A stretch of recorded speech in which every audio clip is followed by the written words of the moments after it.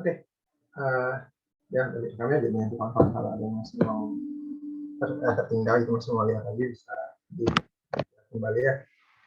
Jadi ini insya Allah untuk sesi kedua ini kita akan lebih menggali terkait tentang bagaimana cara troubleshooting ya. Jadi kalau misalnya kawan-kawan mungkin sering menemui error gitu, menemui masalah error bug gitu yang mungkin bikin stres, bikin frustasi yang sulit untuk ditemukan solusinya.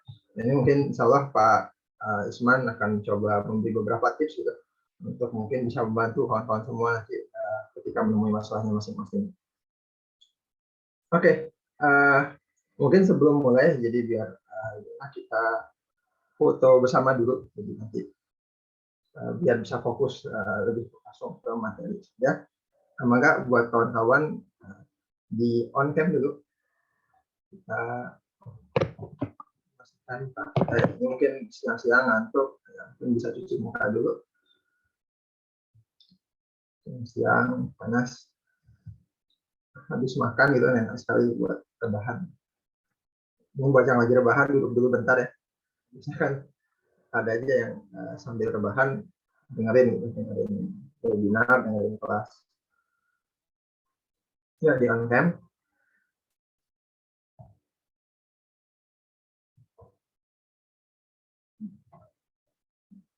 Ditunggu.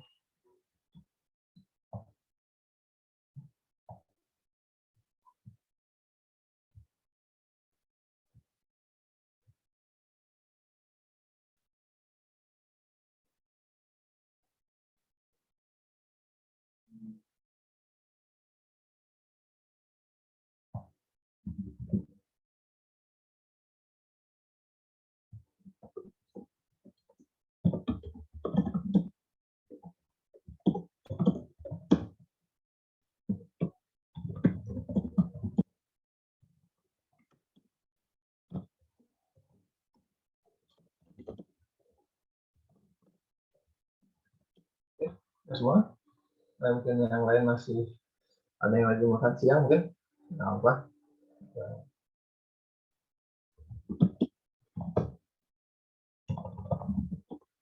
Mau foto dari yang pertama dulu. Dari page pertama. Mungkin ada 3 page karena ada 80-an orang. Dari sesi 1 tadi.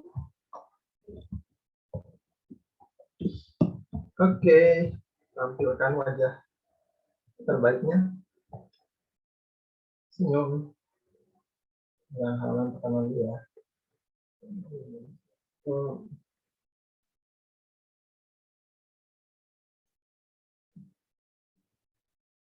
Satu, dua. Oke, kemudian dua masih.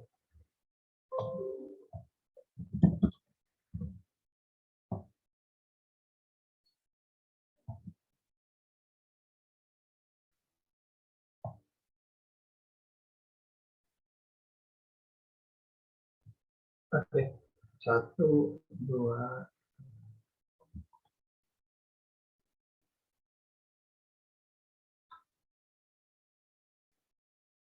Ya.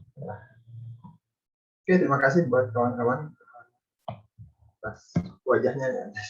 Manfaatkan dulu sebenarnya untuk wajahnya. Jadi sekarang kita saja mulai materi udah jam 1.14. Mungkin untuk memperkenalkan dulu. Jadi Pak Isman adalah dosen di sini, dosen di Telkom University dari kakak Data Science. Dan beliau ini S1 sebenarnya dari UPI ya, pendidikan kimia. Jadi buat kawan-kawan ini kadang-kadang memang S1 itu jadi apa namanya pijakan, tapi kadang-kadang juga bisa untuk evaluasi gitu, karena ternyata S1 pendidikan kimia, S2 S3-nya computational science, jadi S2-nya itu di ITB, double degree ya Pak sama Kanazawa. Ya betul Pak. S3 juga di Kanazawa University, juga computational science.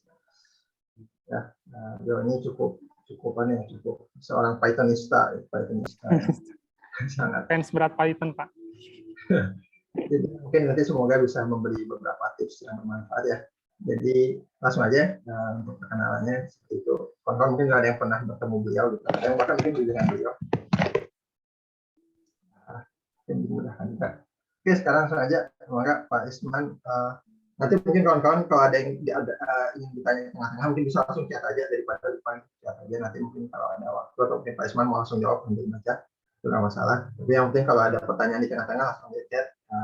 Yang penting perkenalkan diri dan pertanyaannya apa, nanti masalah jawab nanti kita fleksibel. Oke, seperti itu. Maka untuk Pak Isman, waktu dan tempat silakan. Oke. Bismillahirrahmanirrahim. Assalamualaikum warahmatullahi wabarakatuh. Suara saya jelas nggak ya? Ini saya lagi di luar. Cukup jelas. Oke. Seperti yang sudah diperkenalkan oleh Bapak Moderator.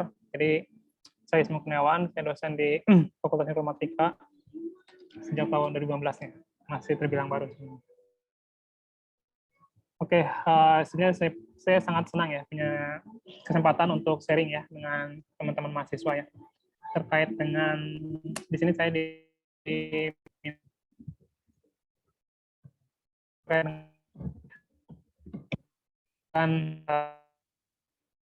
oleh Pak Kaprodi ya untuk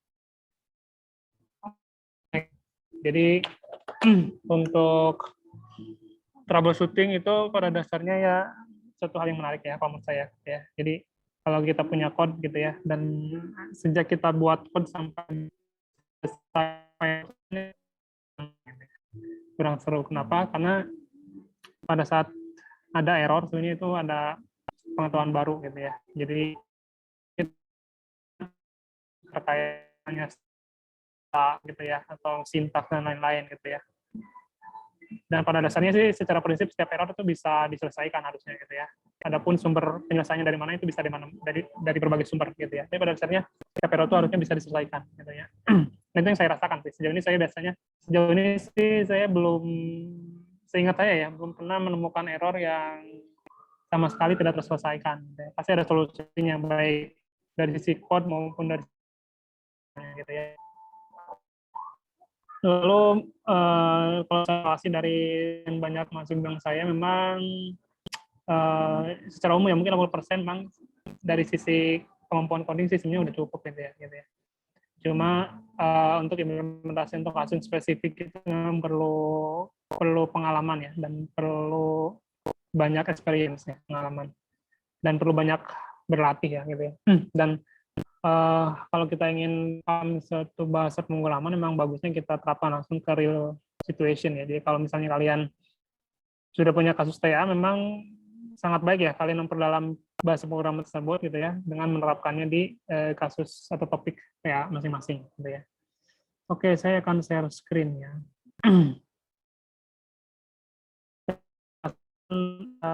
Tadi saya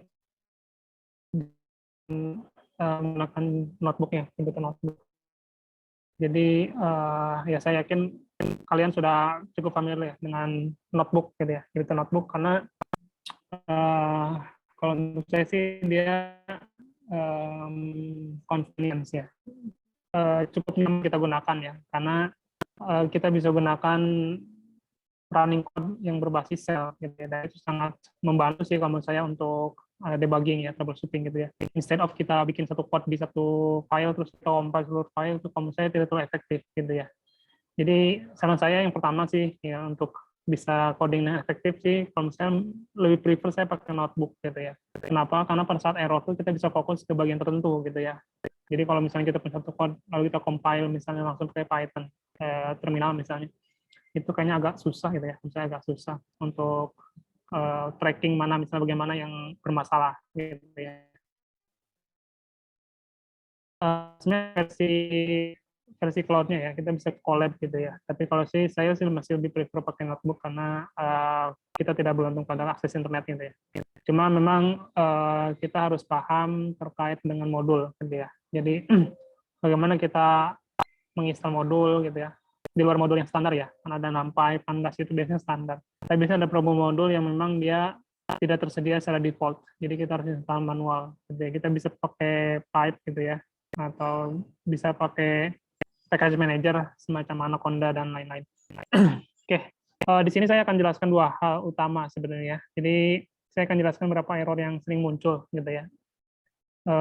Yang sering muncul dan yang terpikirkan oleh saya gitu ya. Dan pastinya akan masih banyak varian error yang mungkin tidak tercover di materi ini gitu ya. Tapi pada dasarnya paling tidak harapan saya ya, apa yang saya jelaskan nanti paling tidak bisa memberikan gambaran pada saat kalian yang ada debugging tips, dan saya ada punya satu referensi yang menurut saya sangat cocok ya, dan kalau setelah saya baca sih secara umum itu sesuai dengan experience saya ya pada saat menghadapi error-error gitu ya. Oke, ini ada insight yang bagus ya di ini harus saya referensinya Python for Biologists. Jadi ini adalah common beginner errors on one page. Jadi ini mungkin nanti kalau perlu nanti saya share lah notebooknya ya. Jadi di sini ada beberapa error yang umum gitu ya. Nanti saya jabarkan ke contohnya biar jelas sebetulnya gitu ya. Nanti di situ kita akan dapat insight gitu ya terkait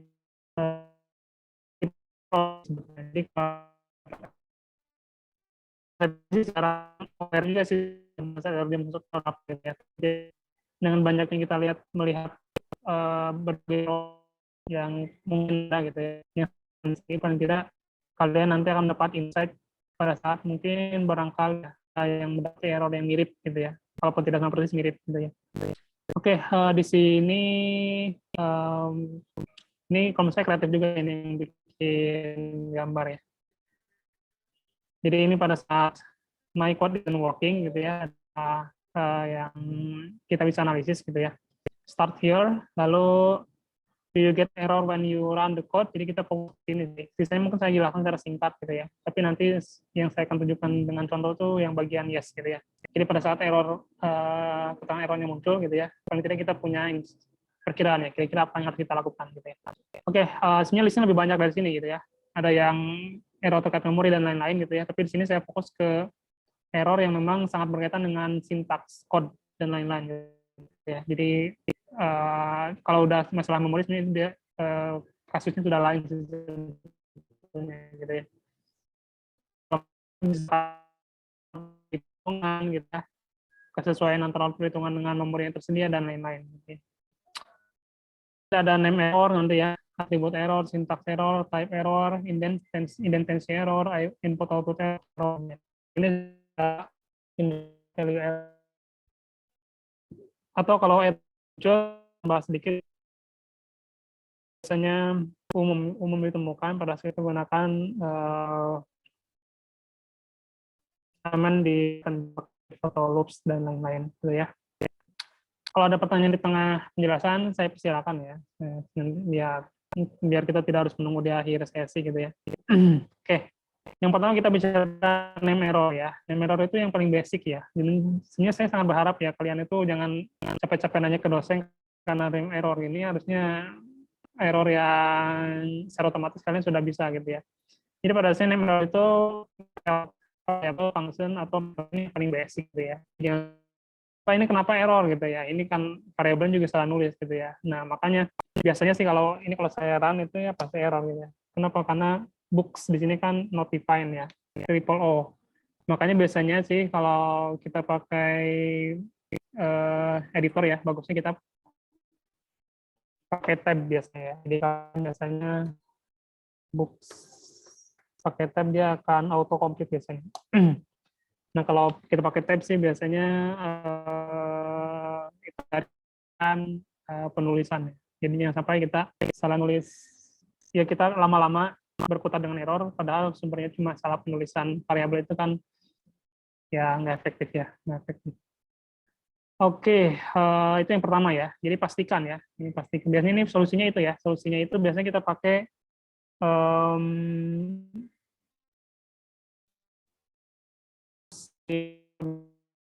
jadi pakai for misalnya atau def function. Kalau kita def function misalnya di suatu function my function misalnya,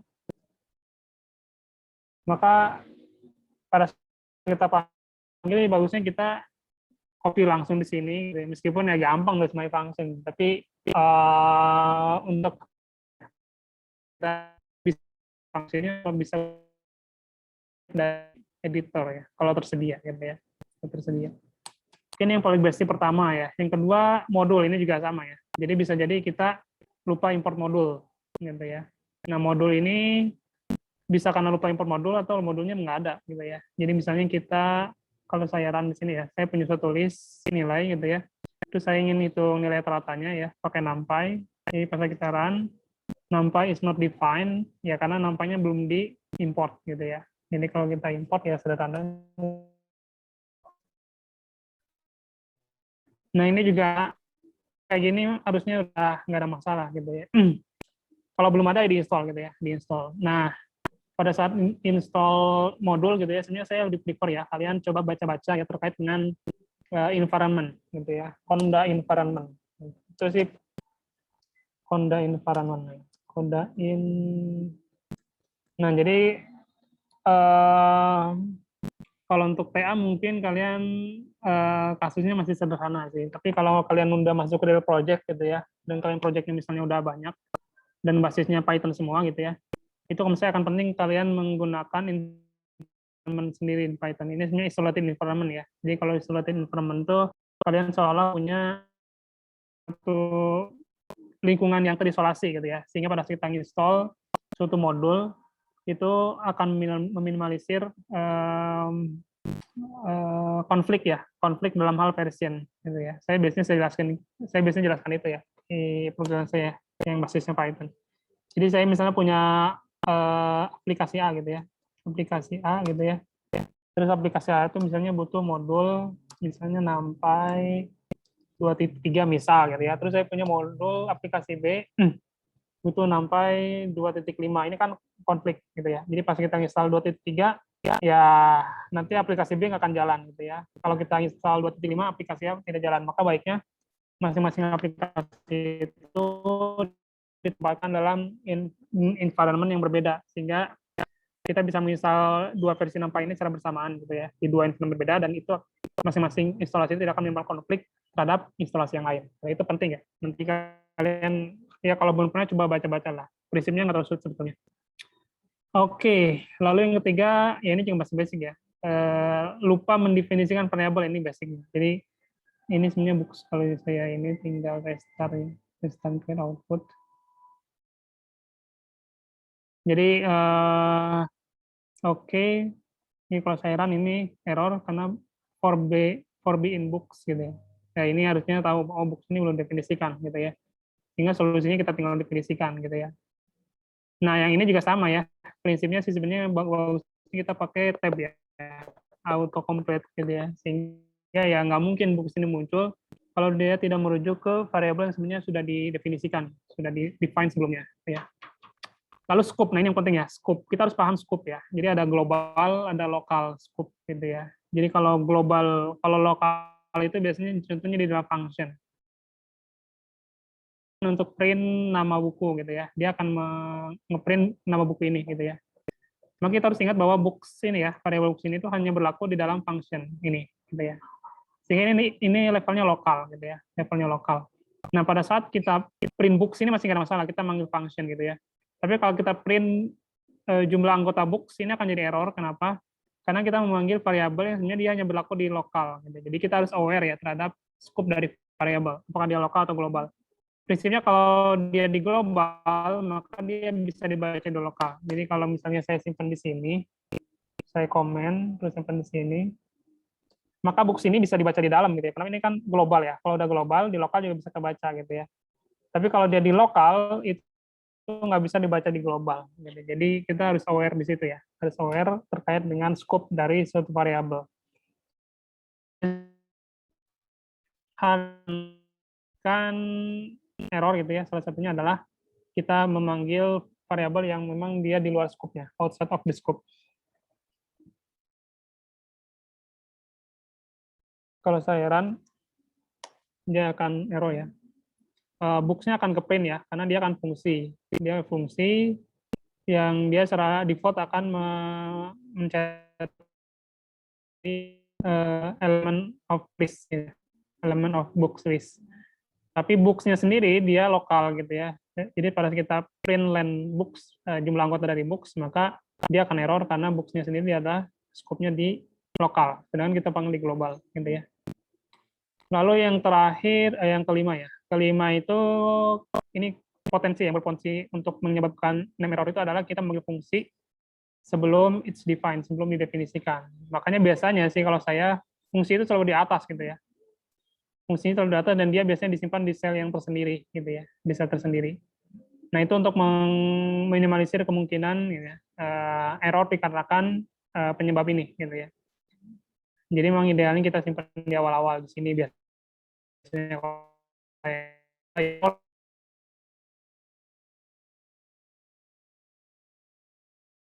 itu meminimalisir ya kemungkinan error karena penyebab kelima ini gitu ya. Lalu kita harus ingat ya bahwa notebook itu sifatnya sebetulnya masih bagus untuk pengembangan gitu ya. Tapi kita harus ingat bahwa di Python notebook itu bukan untuk deployment. Makanya kalau untuk deployment biasanya kita save download sebagai Python. Karena untuk deployment biasanya memang harus basicnya .py gitu ya untuk deployment. Tapi sekali lagi notebook itu bagus untuk pengembangan ya. Jadi kalau bikin code-nya nggak masalah di notebook, cuma nanti pas akan kita deploy ya kita save as sebagai Python, kita simpan misalnya di cloud ya, di HeroQuest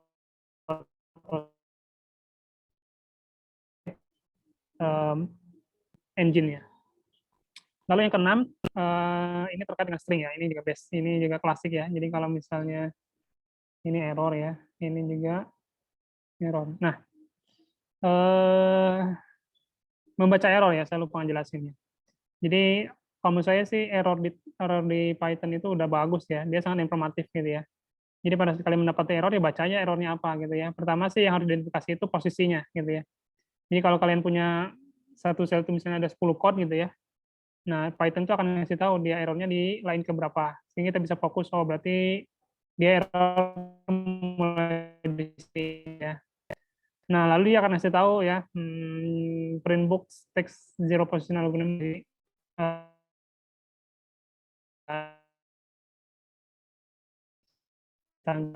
harus errornya.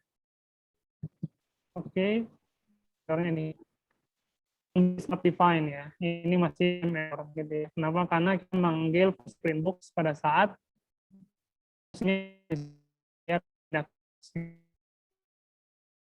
lalu yang terakhir quote untuk kalau kita melakukan quote dia akan kalau variabel yang didefinisikan maka dia akan dianggap sebagai name error gitu ya. Oke, itu 6 hal yang secara umum mungkin akan mengakibatkan name error ya, atau error yang diakibatkan oleh pemanggilan variabel atau fungsi yang tidak valid gitu ya. Oke, yang kedua gitu ya, ada namanya atribut error gitu ya. Jadi atribut error itu berkaitan dengan we call an attribute of an object. Jadi kita yang dia tidak support pada metode itu gitu ya. Nah, biasanya kalau untuk ini gitu ya, untuk error ini memang kita harus paham betul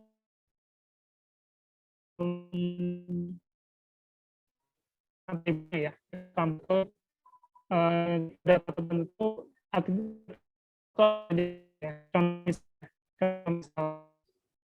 ini satu, tapi sebenarnya kasusnya bisa banyak ya. Contoh misalnya kita punya ini set ya. Jadi kalau dia kurung kurawal dia set. Jadi kita punya set Harrison sus, ini set gitu ya. Terus kita punya su emporio ya. Ini juga set. Lalu kita ingin gabung ya. Ini kita ingin gabung ke sini pakai extend ya. Jadi kalau kita run atribut error. Kenapa? Karena set ini error software bahwa tipe data tertentu itu tidak support terhadap operasi yang kita lakukan. Extend ini kan sebenarnya metode yang memang untuk list gitu ya. Jadi dia nggak cocok untuk set gitu. Jadi kita ingin tahu misalnya untuk set itu operasinya apa saja yang cocok ya tinggal browse gitu ya. Banyak di referensi gitu ya. Nah, jadi solusinya gimana ya tergantung kita inginnya seperti apa gitu ya. Jadi kalau misalnya kita ingin gabung ya kita bisa ubah dulu misalnya ini sebagai list gitu ya. Karena extend itu kan basisnya untuk list ya. Ini kita ubah list juga. Jadi ini di ini harusnya 123. Oke, ini harus assign ya. Desain ke new.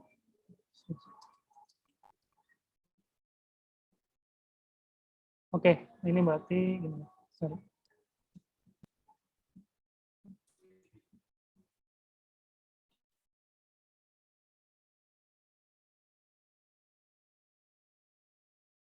Ini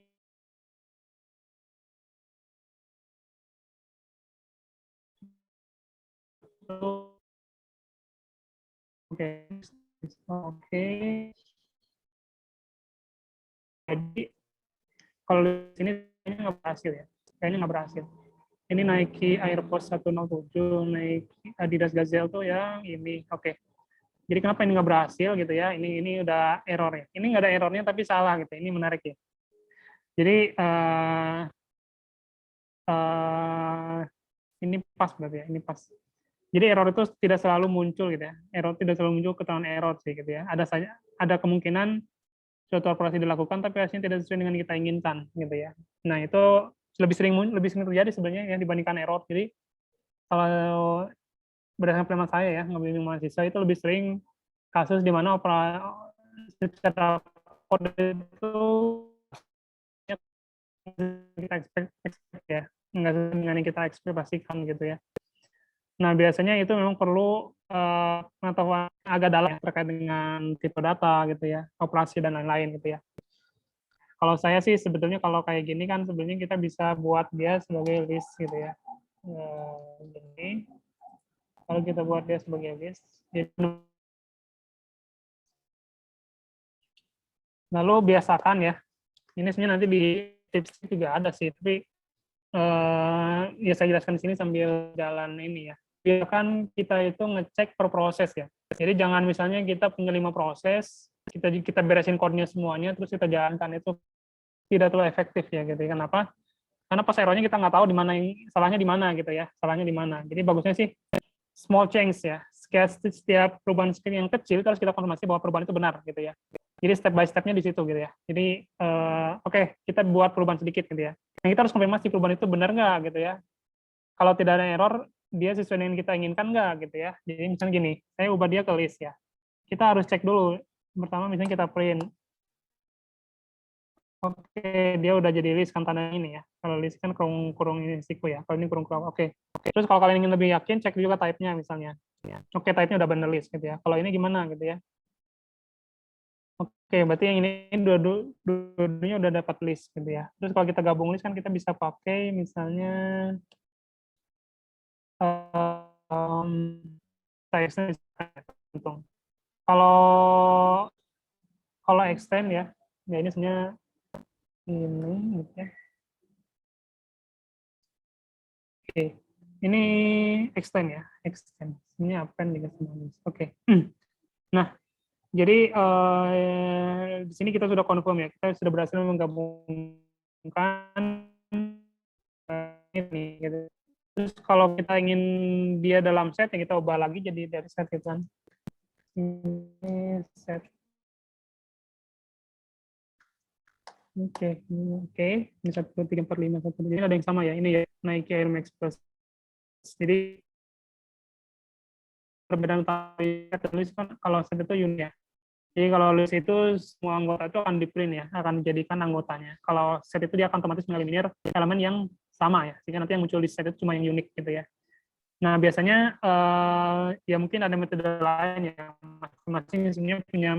Jadi kalau ada tujuan atau ada permasalahan, sebenarnya kita bisa mendapat menyelesaikannya dengan banyak cara, tergantung preference masing-masing gitu ya.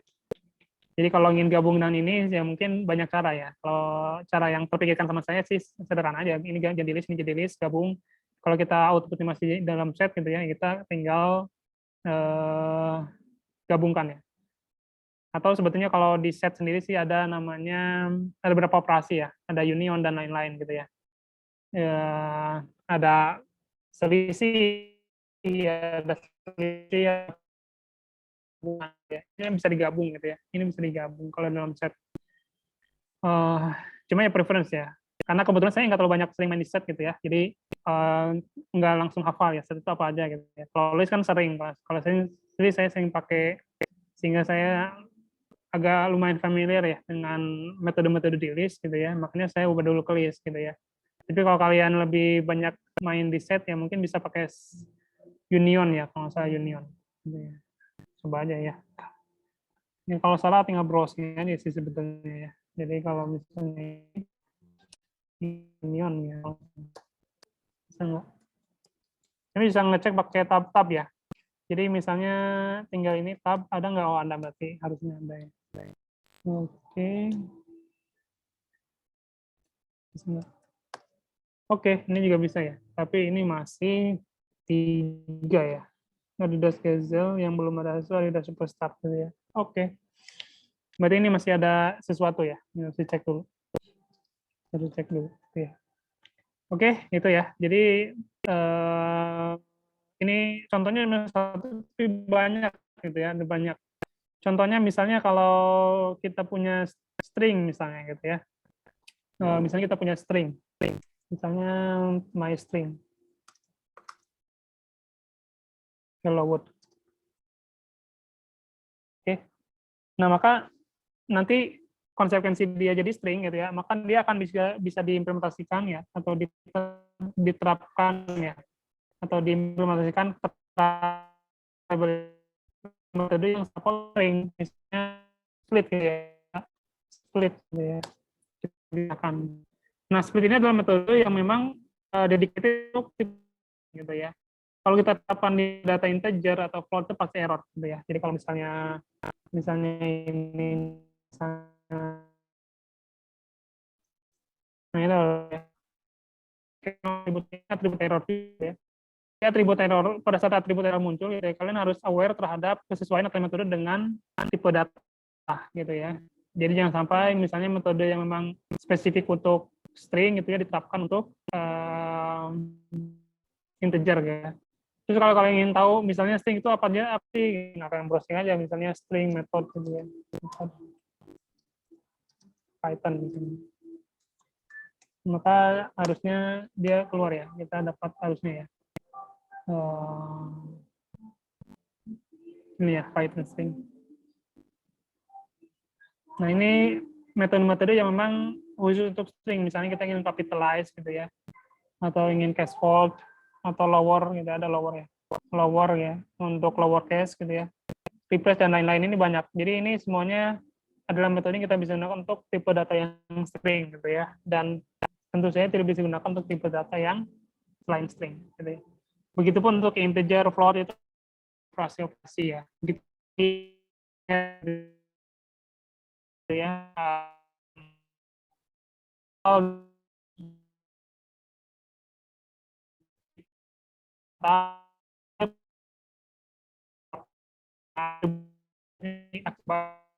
Kesesuaian atau manusia tertentu terhadap poin itu ya.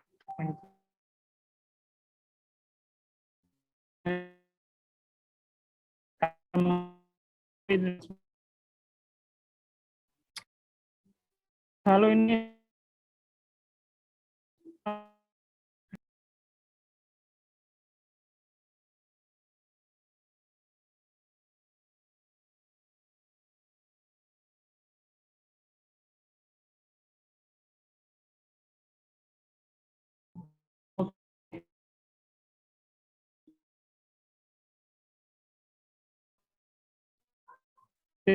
ada nggak suara?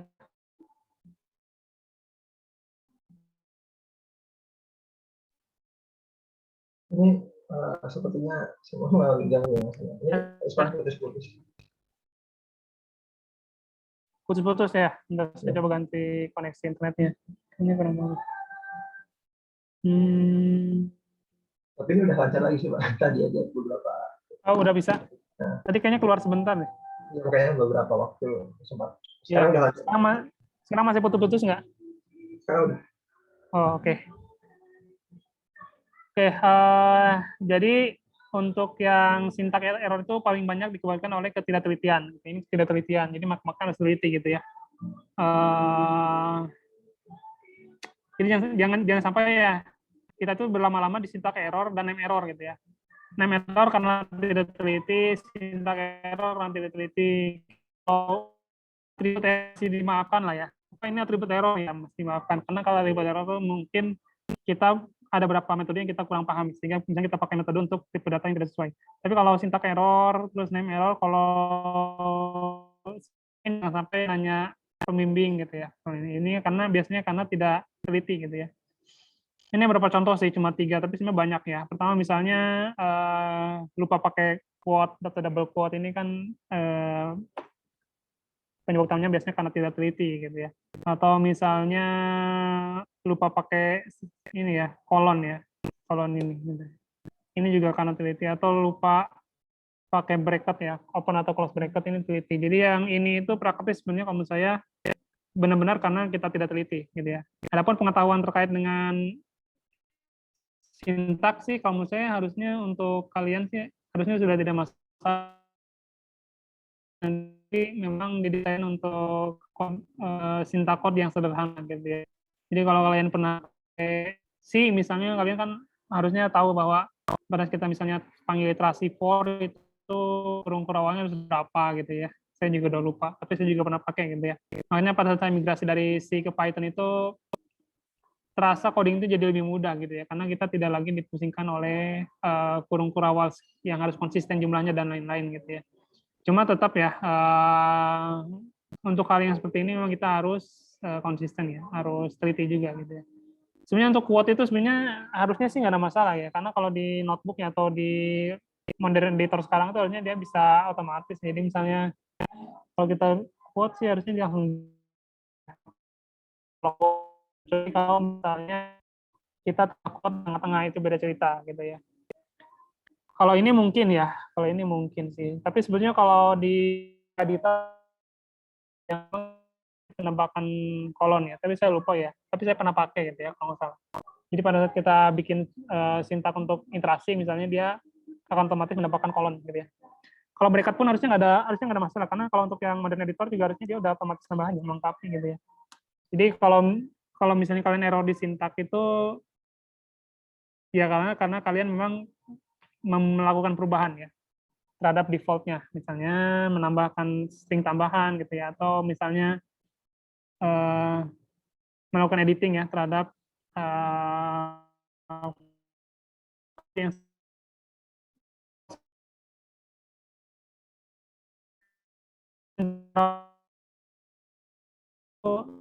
type error ya, type error ini juga ini ada putus-putus ya. Saya coba ganti ke mobile hotspot, mudah-mudahan lebih bagus. Oke, ada ya.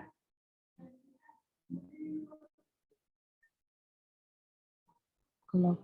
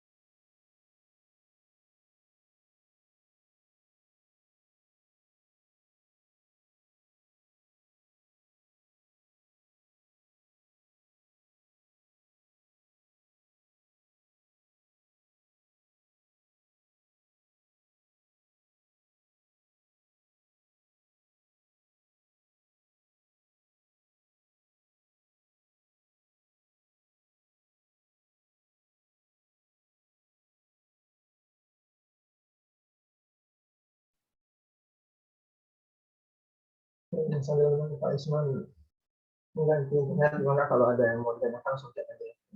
Kan? Jadi nggak usah tunggu di akhir ya Pak.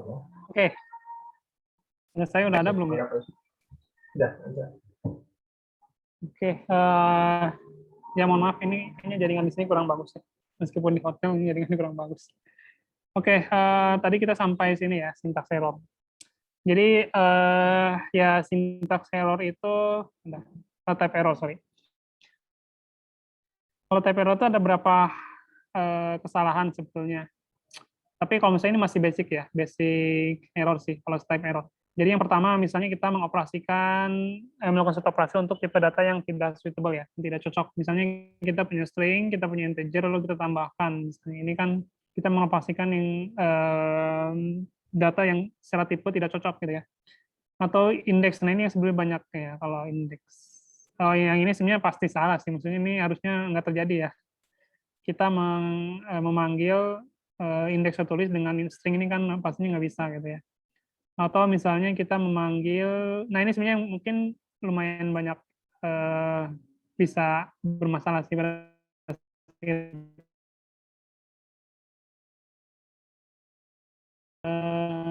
argumen yang secara nilai salah atau secara tipe salah gitu ya. Misalnya ini ya, kita def print books gitu ya. Def print books lalu for b and books. Kalau ini kan kita tahu bahwa kalau sintaknya seperti ini, harusnya books ini adalah list at least ya, list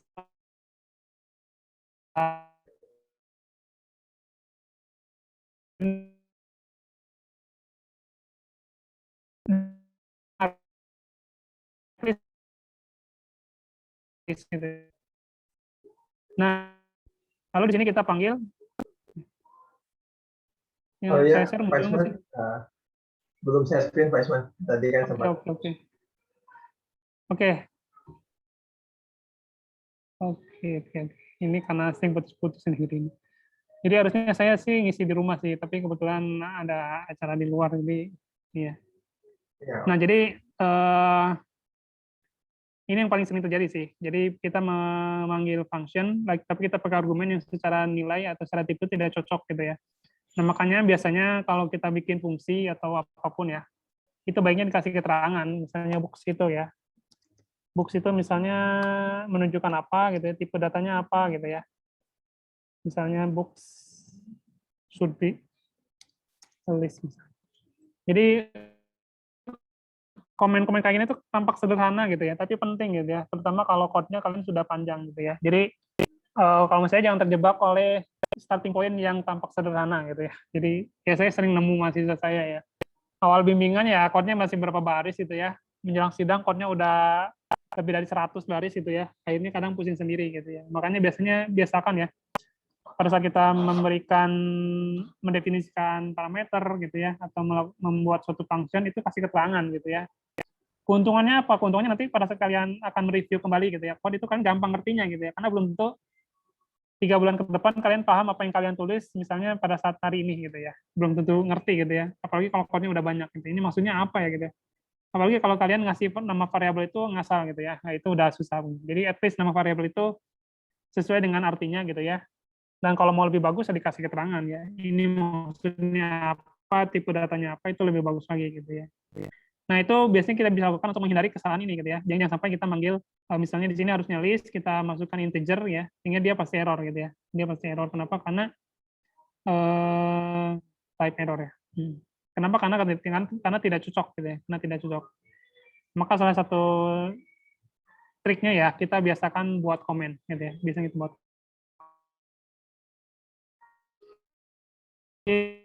Harus kalian udah, dan ini nggak mungkin, harusnya jangan terjadi lah, ini kan udah, ini basic ya. Kalau ini masih mungkin ya, karena kadang terutama kalau fungsinya pakai fungsi orang ya, jadi kita misalnya kalau misalnya nggak masalah kalau kalian punya perlu melakukan sesuatu terus ada fungsi misalnya di internet yang kurang lebih operasinya sesuai yang kalian inginkan ya, kalau misalnya nggak terlalu masalah kalian ambil gitu ya, cuma pahami aja cara kerja fungsi itu seperti apa gitu ya. Dan biasanya kalau kalian tidak paham misalnya detail dari fungsinya, mungkin ada kemungkinan bisa salah passing parameter ya. Ada parameter yang misalnya secara nilai atau secara tipe sebenarnya tidak cocok untuk fungsi tertentu gitu ya. Oke, indentation error ini harusnya nggak ada masalah ya. Indentation error itu indent ya. Jadi kalau Python itu harus konsisten ya indentation-nya. Biasanya kita pakai tab gitu ya. Nah kalau kayak gini sih harusnya udah soft ya. Masa kayak gini masih salah kan? Harusnya ini nggak ada masalah kayak gini. Ini juga sama ya. Karena apalagi kalau kita udah pakai editor yang udah dedicated ya, itu harusnya yang kayak gini udah nggak ada masalah ya. Indentin kayak gini. Kecuali kalau kalian masih pakai yang primitif, misalnya CLI base, misalnya pakai Vim atau pakai Emacs, ya mungkin ada kesalahan karena kita misalnya masih pakai jumlah spasi berapa gitu ya. Tapi kalau pakai notebook atau Collabs ya, yang kayak gini harusnya udah nggak ada masalah gitu ya. Lalu input output ini yang tampak sederhana ya, tapi kalau saya cek ini banyak yang salah gitu ya. Jadi input output itu pada dasarnya yang paling sering itu ini ya, kita memanggil data yang file yang dia tidak ada gitu ya, yang tidak ada. Nah, sebenarnya kalau yang paling gampang sih sebetulnya kita simpan di directory yang sama gitu ya. Jadi kalau kita punya .ipynb ya, notebooknya ya saya simpan di directory yang sama, tinggal panggil kayak gini gitu ya. Itu yang paling sederhana. Tapi kalau udah project yang advance itu kita udah harus hati-hati, harus lebih rapi dalam memanage file gitu ya. Jadi kalau misalnya project gitu ya, mungkin ke depannya ya, kalian sudah memikirkan misalnya ini oke ini main filenya ya, ini main filenya di sini gitu ya. Sorry, main filenya di sini, terus nanti di sini kalian misalnya bikin folder image gitu ya. Di sini isinya all image misalnya should be stored here. Jadi semua gambar simpan ini gitu ya. Terus misalnya kalian punya data, misalnya di sini ada lagi misalnya transaction file atau misalnya CS file. Nah, jadi kalau kalau kalian sudah mulai bermain dengan struktur gitu ya, struktur file gitu ya, maka nanti kalian akan mulai memikirkan alamat gitu ya. Jadi tidak selamanya kita manggil CSV itu langsung CSV gitu. Jadi kita harus panggil sesuai dengan alamat yang tertentu gitu ya. Dan alamat itu ada dua ya. Nanti alamat itu dan address itu ada namanya absolute address gitu ya. Ada namanya relative address.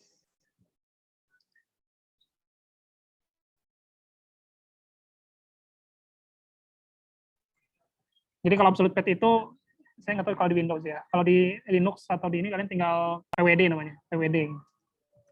CWD nanti kalian tahu ya. Atau di Python juga ada ya, pakai CWD ya. Nanti import OS ya. Nanti get CWD kalian akan tahu ada berada di mana. Nanti ada user misalnya ya.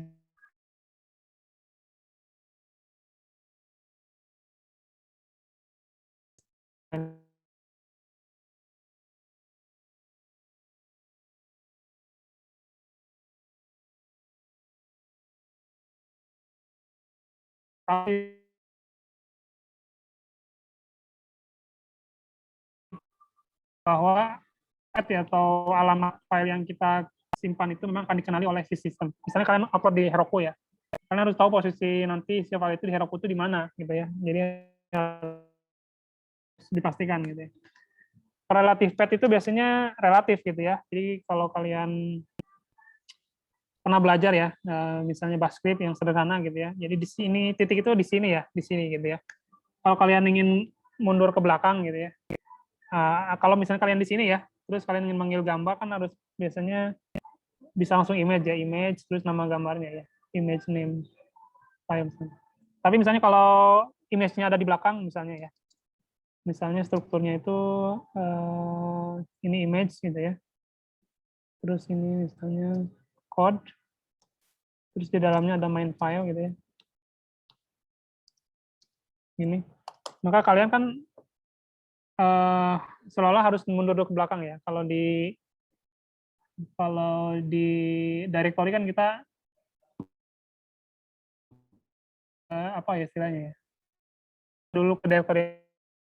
Nah, kita pakai absolute path sih nggak masalah dia ada di mana karena absolute-nya yang kita panggil itu. Tapi kalau relative path itu kita bisa pakai titik ya. Nah ini artinya titik itu kita ke belakang ya, ke belakang terus misalnya image name file name.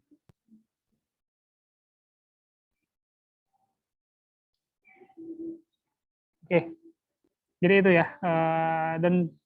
Dan kalau saya sarankan sih, kalian memang pada saat awal mengerjakan TA itu harus menyiapkan untuk punya struktur file yang bagus gitu ya. Ya memang itu perlu proses sih. Saya juga lihat mahasiswa saya kebanyakan lebih suka ngumpulin satu code di satu file gitu ya. Kalau saya sih tidak menyarankan ya. Bagusnya tiap kalian sudah merencanakan project TA kalian itu akan terdiri dari beberapa proses gitu ya. Tiap proses itu kalau bisa ya satu file gitu ya. Sehingga nanti kalian tidak akan berputar-putar gitu ya di satu file. Oke, lalu ini key error ya. Kalau key error itu lebih ke dictionary ya. Ini saya asumsikan kalian sudah paham dictionary ya. Kalau dictionary itu kan ada key dan value ya. Ini key, ini values gitu ya. Kalau key error itu intinya kita memanggil dictionary, key dictionary yang memang dia tidak ada di dalam dictionary tersebut. Nah, ini ya standar lah, ini terus susah. Oke. Lalu value error. Nah, value error itu konsistensi sebenarnya ya. Jadi misalnya kita assign tulis 1, 2, 3, 5, lalu kita ini packing ya. Nah, kalau satu list itu angkutannya 5, pas kita unpacking ya harus ke 5 lagi gitu ya. Kalau kayak ini kan berarti dia akan error. Kenapa? Karena too many values to unpack. Biasanya ini kita banyak pakai pada saat pickling ya. Kita pakai pickle ya, kalau kalian pernah pakai pickle ya. Pickle atau joblib. Pickle atau joblib. Pada saat kita dump pickle. Pada kita ngedump pakai pickle joblib, satu misalnya beberapa variabel dinakin ke list, lalu kita dump sebagai pickle joblib gitu. Maka itu harus konsisten pas kita unpickle-nya ya. Pas unpickle itu konsisten. Pas ada 5, unpickle-nya harus desain ke 5 variabel gitu ya. Jadi kalau dia tidak konsisten ya dia pasti value error.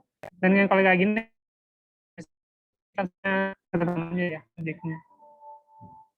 Ini berapa error ya yang ya tipe error ya. Kalau misalnya errornya muncul gitu ya. Dan kalau saya keterangan error di Python itu informatif gitu ya. Jadi kalau ada error ya baca errornya apa gitu ya. Dia ada di baris keberapa, errornya apa gitu ya. Itu. Lalu sebelum saya ke tips trik, saya ingin bahas beberapa yang sebelah kanan ya ini ya. Jadi ada juga yang dia salah secara logik gitu ya. Misalnya kalau kita pakai if gitu ya, itu beberapa yang banyak kesalahan dilakukan adalah misalnya kita mengcompare two number which should be equal or not gitu ya. Jadi not comparable sebenarnya, not comparable. Atau ini yang sering terjadi ya, kita ngasih complex condition ya, saking kompleksnya itu hasilnya itu not expected ya, tidak sesuai yang diinginkan gitu ya. Maka solusinya kita pakai parenthesis, tiap kondisi kita kasih parenthesis gitu ya, untuk memastikan bahwa pada saat si program ngecek kita kondisi itu memang benar gitu ya. Karena kalau di parenthesis itu kan kita menekankan bahwa kondisi itu tuh spesifik gitu ya. Yang sering terjadi itu pertama a list which should have a clear representation. Oke, jadi ini terkait dengan kita melooping ya sesuatu yang sebenarnya dia hanya single value gitu ya. Sehingga loopingnya sebenarnya nggak efektif juga ya. Loopingnya nggak efektif. Atau a loop with use the rank function. So, ini biasanya indexing ya, indexing. Jadi kita ngeloop misalnya kali, tapi anggotanya cuma 4. Ini sangat klasik ya. Dan tapi sering terjadi ya. Klasik tapi sering terjadi. Jadi kita ngeloop misalnya, makanya pastikan pas kita rank for in rank misalnya, itu pastikan nilainya itu jangan sebisa mungkin jangan manual ya. Sebisa mungkin jangan manual. Jadi misalnya kalau kita for i in rank gitu ya. Nah, nilai ini kalau bisa, kalau dia merujuk ke suatu list atau suatu kumpulan ya, bisa data frame gitu ya. Nilai ini jangan manual gitu ya. Misalnya kita hitung sendiri gitu ya, itu nggak efektif. Jadi kalau kita ingin misalnya punya suatu data frame gitu ya, kalau kita punya suatu data frame gitu ya. Nah, maka kalau kita ingin misalnya ngeloop basisnya baris gitu ya, langsung aja deh rank plus df save gitu ya, lalu basisnya baris 0 gitu ya. Maka ini pasti benar gitu ya. Jadi kalau kita ilog misalnya terhadap baris gitu ya, misalnya ini apa gitu ya, ini pasti nggak akan error gitu ya. Kenapa? Karena pengulangan ini dilakukan basisnya adalah sesuai dengan jumlah baris yang ada di sini gitu ya. Nah, biasanya yang banyak error itu yang manual gitu ya. Misalnya ininya, misalnya di atasnya pakai df save, jadi cap ke df save. Oh, misalnya 5 gitu ya, atau 20, kita di sini 20. Terus kita nggak tahu tiba-tiba ke depannya itu ternyata data frame-nya ada perubahan gitu ya. Jadi 25 misalnya gitu ya. Terus kita lupa ngubah ini, pasti error gitu ya. Maka biasakan kalau rank itu ya, kalau dia mengacu ke suatu jumlah list atau jumlah kumpulan data, itu memang didefinisikan sesuai dengan nilai yang merujuk ke kumpulan data tersebut gitu ya. Oke, nah ini juga yang banyak terjadi ya. Jadi kita ngeloop terhadap string gitu ya, sehingga dapatnya karakter gitu ya. Ya jadi kalau ngeloop itu, kalau string ya, kalau kita ngeloop string terus niatnya itu kata ya, jangan lupa di split gitu ya. Jadi misalnya ini gitu ya. Misalnya kita punya string gitu ya. Hello world ini yang konstan. Terus kita ingin for string in my string print string. Nah ini kita dapatnya karakter gitu ya. Jadi kalau kita ingin dapatnya print ini ya kita my string ini split. Jadi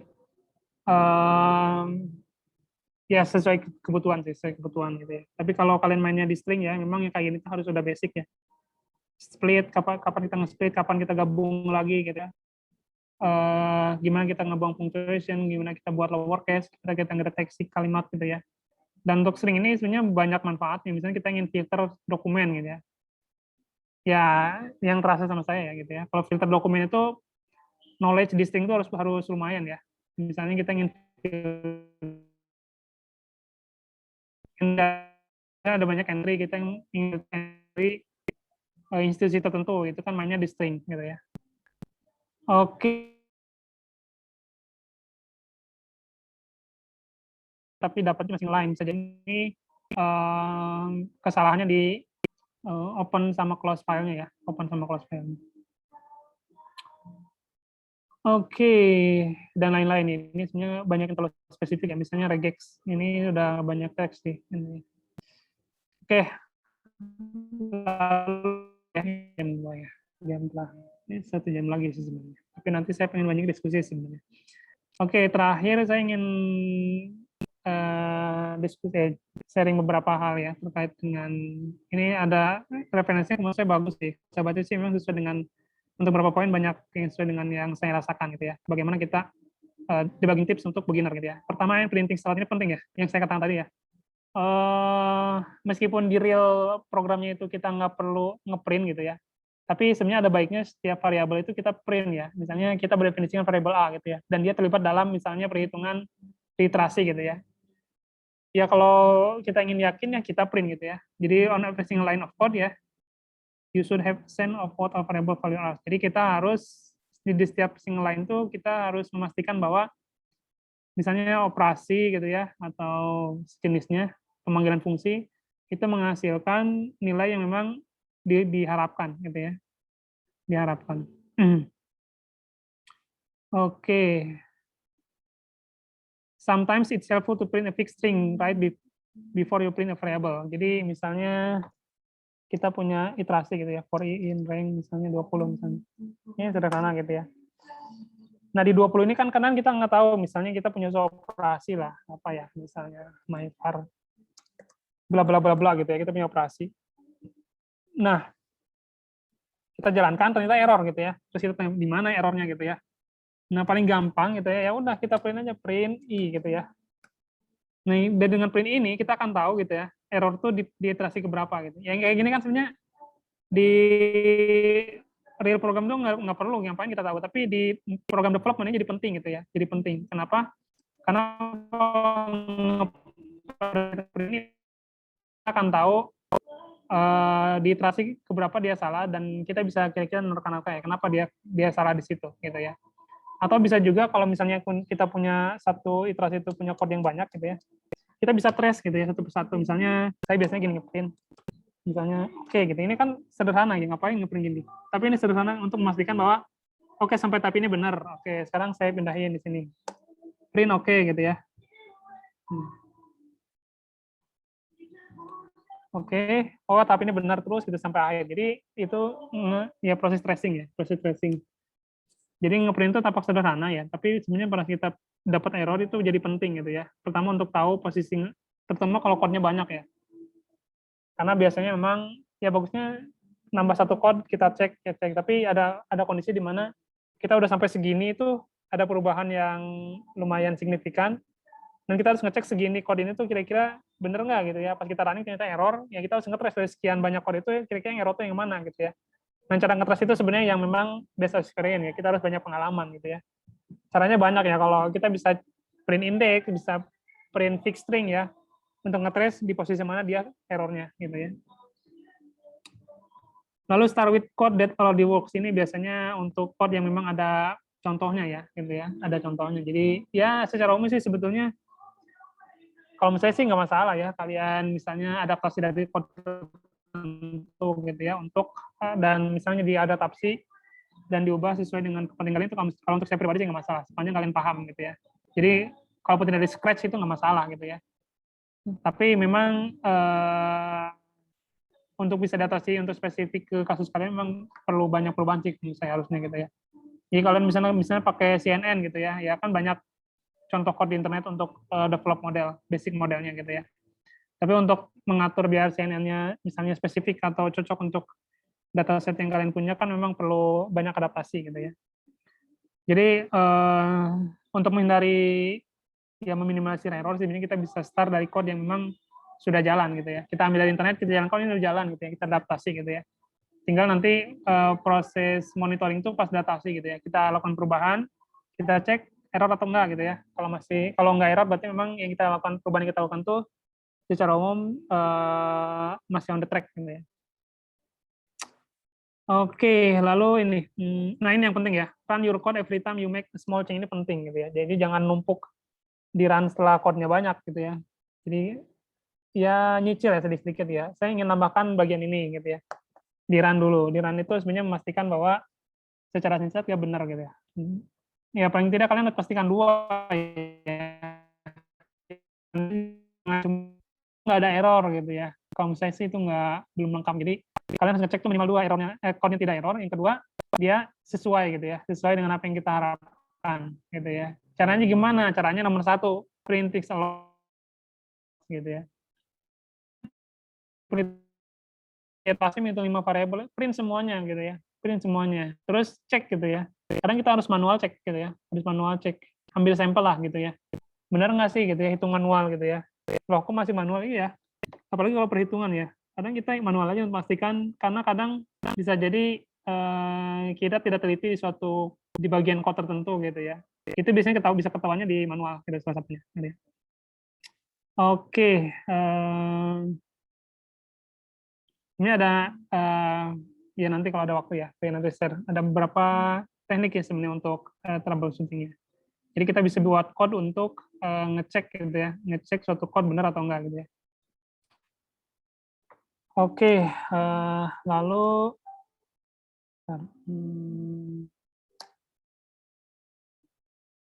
ini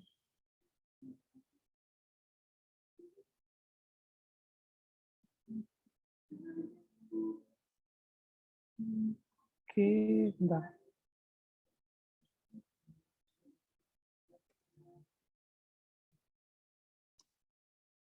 Oke.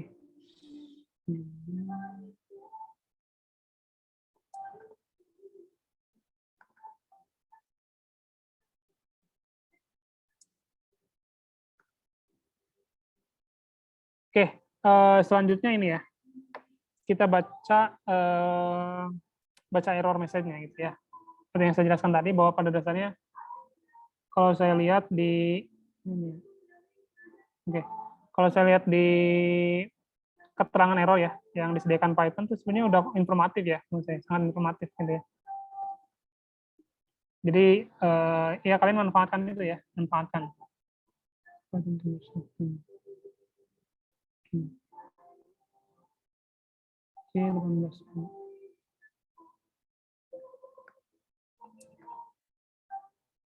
Oke, bentar. Oke.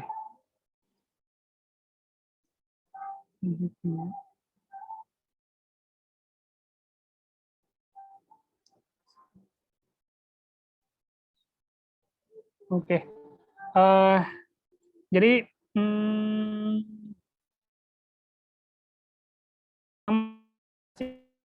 gitu ya, di baris mana terus errornya gitu ya.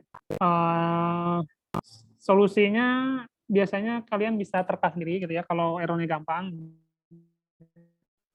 Kalian tinggal identifikasi kira-kira kenapa dia misalnya out of index gitu, atau misalnya kenapa misalnya kalau fungsi misalnya kalau fungsi perhitungan misalnya,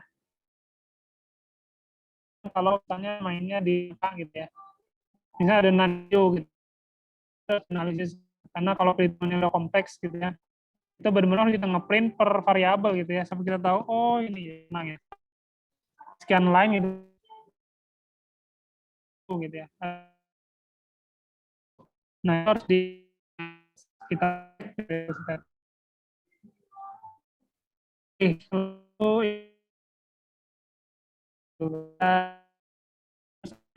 secara umum ya hampir ada selalu ada solusi gitu ya. Pertama di misalnya stack bisa jadi error gitu ya. Kalau kasus seperti itu lebih gampang gitu ya. Jadi apalagi yang ditanyakan itu persis dengan apa yang kita rasakan, itu udah enak banget gitu ya. Dan misalnya jawabannya banyak, biasanya salah satu dari jawaban itu kita copy paste gitu ya, copy paste untuk gitu ya. Dan itu nggak masalah sih. Lalu yang nggak terlalu fatal sih, terka sih gitu ya. Kita bisa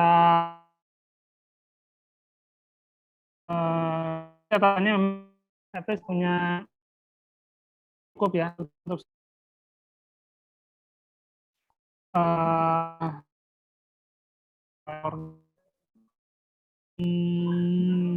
kalau errornya berkaitan dengan modul, nah itu yang sebenarnya lumayan agak berat gitu ya. Misalnya biasanya yang banyak error itu di modul, misalnya di scikit-learn gitu ya, atau di TensorFlow, itu biasanya lumayan berat nih. Jadi kalau errornya bermain di modul-modul yang udah advance gitu ya, memang cari solusinya lumayan jadi agak berat gitu ya. Nggak semudah misalnya kalau dia hanya melibatkan sintak dasar dari Python itu mah masih gampang ya. Tapi kalau misalnya pakai scikit-learn atau misalnya TensorFlow, terus errornya udah mulai dari dimensi dataset gitu ya, terus dari ada bagian misalnya perhitungan yang optimasinya gagal dan lainnya, itu udah mulai berat. Tapi prinsipnya masih ada solusi sih. Tapi kesulitan memang udah lumayan ya kalau udah kaitan dengan modul gitu ya, dengan modul. Misalnya pas kita fitting gitu ya, pas kita fitting misalnya tiba-tiba loss value-nya tuh nan semua gitu ya. Nah itu udah lumayan berat gitu ya. Karena non value itu dihasilkan oleh perhitungan si modul gitu ya. Wah, kita harus ngecek gitu ya. Kita harus ngecek kenapa modul itu perhitungan di modul ya, misalnya di TensorFlow itu masihkan non gitu ya di loss value-nya. Gitu. Itu lumayan berat gitu ya. Ya saya nggak tahu kalian akan pakai atau tidak gitu ya. Tapi kalau misalnya kalau dapat kasus kayak gitu menarik sih sebenarnya. Pertama kalian harus optimis dulu gitu ya, harus optimis dulu gitu ya. Tapi kalau errornya masih di sintak basic Python sih, kalau misalnya masih agak mudah lah ya untuk solusinya gitu ya. Tapi kalau udah modul mungkin kalian harus mulai banyak diskusi dengan pembimbing gitu ya. Karena ya mungkin pembimbing udah punya pengalaman gitu ya. Misalnya tadi ya non value, atau misalnya ada optimizer yang nggak bisa dipakai gitu ya, atau dioptimasi dan lain-lain gitu ya. Lalu ini guess and check, lalu nah ini comment out code ya, ini juga penting ya. Kita kasih komentar gitu ya. Kasih komentar terhadap code yang kita buat, itu fungsinya tadi ya untuk meminimalisir kesalahan ya, misalnya kesalahan panggil gitu ya, atau misalnya untuk memudahkan kita memahami code yang mungkin akan kita gunakan dalam waktu yang lumayan lama gitu ya. Jadi pas kita bikin sih ingat-ingat aja misalnya, oh ini kan variabel maksudnya ini gitu ya. Tapi misalnya menjelang sidang kalian buka-buka lagi misalnya belum pasti juga kalian ingat secara persis gitu ya. Nah makanya bagusnya di komen aja ya. Kalian bikin variabel ya, tampak sederhana sih, karena saya juga mungkin miss gitu ya. Tapi sebisa mungkin saya biasanya kasih keterangan ya, terutama untuk proses-proses atau variabel yang krusial gitu ya. Yang kalau ini salah itu udah salah semua gitu. Itu kalau krusial itu biasanya harus di enhance ya, harus dikasih penekanan gitu ya. Misalnya variabel ini tuh harus kayak gimana gitu ya. Ini maksudnya gimana, itu harus kasih penekanan gitu ya, biar Ya biar menghindari error gitu ya, menghindari error. Ya kalian bisa lihat lah, misalnya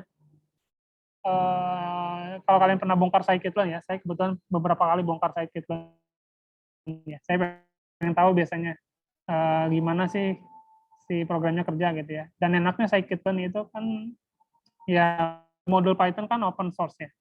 Bahkan kalian bisa modifikasi misalnya SVM atau misalnya KNN gitu. Kalian modifikasi bagian mananya tuh nggak masalah gitu ya. Nah, kalian kalau bongkar code-nya scikit-learn itu komennya banyak banget gitu ya. Bahkan standarnya itu ada namanya, saya lupa yang triple quote ya. Triple quote to triple quote gitu ya. Jadi pas function itu triple quote, itu ada sekian baris menjelaskan fungsinya buat apa, inputnya apa, outputnya, standarnya gitu ya. Jadi kalau standar function gitu ya, biasanya def function gitu. Misalnya my function gitu. Ini variabel bla bla bla gitu ya. Maka biasanya maka di sini biasanya penjelasannya banyak gitu loh orang. Pertama purpose of function ya, fungsinya buat apa gitu ya. How the function work gitu ya. Terus inputnya apa gitu ya. Input itu termasuk tipenya gitu ya. Inputnya apa, outputnya apa gitu ya. Itu jelasin semua gitu ya. Tujuannya apa ya? Tujuannya itu yang paling basic gitu ya. Kita yang nulis ngerti itu yang paling basic ya. Yang selanjutnya sih sebetulnya harapannya kode kita kan dipakai orang gitu ya. Nah, komen yang jelas gitu ya. Ya harapannya orang bisa paham gitu ya. Bagaimana kode kita bekerja. Nanti kalau prinsipnya open source itu kerja bareng-bareng gitu ya. Sehingga nanti kan bagus kan, code kita jadi lebih baik gitu ya, lebih mungkin bisa diterapkan untuk kasus yang lebih banyak gitu ya. Nah pada saat orang memodifikasi code kita kan harus paham dulu kan, code kita itu kerjanya gimana gitu ya, input gimana gitu ya. Makanya komen itu penting ya, komen itu penting. Ya pengalaman saya jarang lihat mahasiswa yang ngasih komen. Kalau bikin code aja gitu ya, jarang yang ngasih keterangan ini komen ini untuk apa, variabelnya apa, tipenya apa gitu ya. Jadi kalau saran saya coba dibiasakan ya, karena nggak tahu juga nanti kalau mungkin ada yang beberapa kalian masuk dunia kerja yang memang masih bermain dengan code baik Python atau apapun ya, karena untuk komen code itu kan general ya, tidak hanya di Python, di program lain juga pada dasarnya selalu memberikan komentar untuk beberapa hal yang krusial gitu ya. Binary search ini juga penting ya. Ya mungkin kalian juga sudah belajar sih harusnya ya. Ini apa ya? Oke. Harusnya sudah belajar binary search. Jadi kita mengidentifikasi error itu ada di mana gitu ya. Biasanya kalau misalnya kalau kita proses 1000 data gitu ya, pas loading ternyata ada yang error gitu ya. Nah, kita kan jadi bingung nih, ini kira-kira di NTK berapa nih errornya gitu ya. Nah, instead of kita cek satu baris per baris itu kan nggak efektif ya. Bayangkan misalnya kalau tiap ngecek satu baris itu butuh setengah menit gitu ya, berarti kan kita butuh sekitar 500 menit untuk 1000 baris gitu ya. Nah, biasanya kita pakai binary search. Gitu ya. Harusnya kan udah belajar mungkin di AI atau di machine learning. Di AI harusnya ya, binary search. Jadi kita basisnya setengah-setengah ya, potong setengah, potong setengah, potong setengah gitu ya, sampai dia benar-benar akan menuju ke titik yang bermasalah itu. Gitu. Itu binary search. Dan teknik itu penting ya, biasanya itu basic ya, salah satu basic itu binary search untuk identifikasi permasalahan. Gitu ya. Lalu yang terakhir ini ya, take a break and walk. Ini juga penting ya. Saya biasanya pas zaman saya S3 itu saya sering banget melakukan ini gitu ya.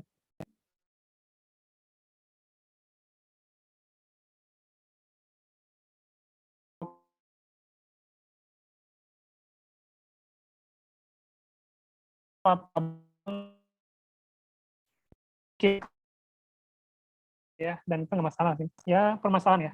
Jadi kalau di TA kalian lancar dari awal sampai akhir itu ya kalian bersyukur, tapi ya ada satu sisi sebenarnya ada yang kurang gitu ya.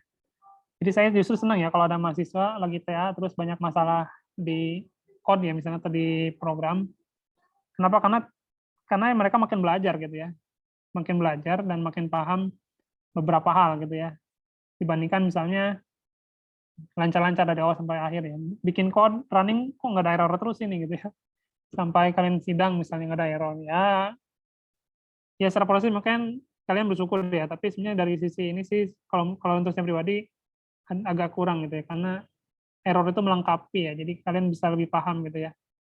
Apa yang harus dilakukan untuk menghindari gitu ya. Menghindari error. Oke, itu beberapa tips gitu ya. Itu error gitu ya. Terus sebenarnya saya ingin ada satu penunjukan tapi masih saya cari gitu ya. Jadi sambil saya cari mungkin bisa sambil tanya jawab ya. Atau barangkali ada yang mau tanyakan ya. Tanya. Oke, nah, terima kasih banyak Pak Isman. Luar biasa tips dan triknya itu mungkin jadi banyak memang error-error kita temui itu kadang-kadang kan bisa bikin frustasi ya. Semoga tadi beberapa ada flowchart-nya juga ya. Mungkin itu semua bisa sangat bagus tentang masalah pin. Kadang-kadang nge-code untuk nge-pin itu sampai code-nya apa isinya penuh dengan pin loh. Saking banyaknya nge-pin. Oke, ada nah ini kita masih ada 10 menit. Nah, insyaallah cukup ya. Nah, ini enggak buat kawan-kawan ada yang mau ditanyakan gitu. Enggak mumpung ada masternya.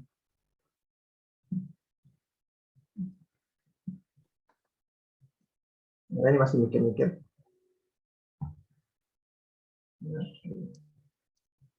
Nah, ini mungkin bisa kita ya kan memang salah satu error yang sangat bikin frustasi itu kan error di dalam framework ya. Itu misalnya apabila terkait menemui seperti itu gitu. Tapi kan juga memang membaca langsung source code-nya itu pusing apa nggak mudah juga katanya apalagi karena source code-nya framework apa sekalian aja kan itu kan kadang-kadang dependen jadi karena dia terpisah dari beberapa file jadi kadang-kadang baca file ini wah import file yang sana import file yang sini. Nah ini ada kira-kira ada tips khusus nggak kan Pak Isman tadi kebetulan bercerita sering ngelihat-lihat itu kode eskalan bisa ada tips nggak kira-kira buat mungkin biar lebih paham gitu kalau ada errornya di framework. Oke.